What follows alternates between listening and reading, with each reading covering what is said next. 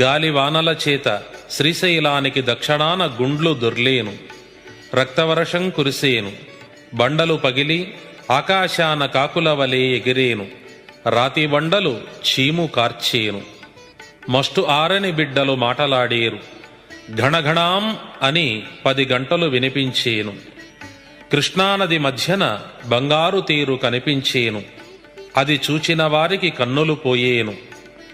శ్రీశైల భ్రమరాంబ గర్భాలయాన ఒక మొసలి జ్వరబడేను. దానికి 2 తలలుండేను. అది 3 దినాలు ఉండి మేకపోతులా అరచి అమ్మవారిలో ఐక్యమయ్యేను. అప్పుడు శ్రీశైల మల్లికార్జునుని కనుల వెంట నీరు కారేను.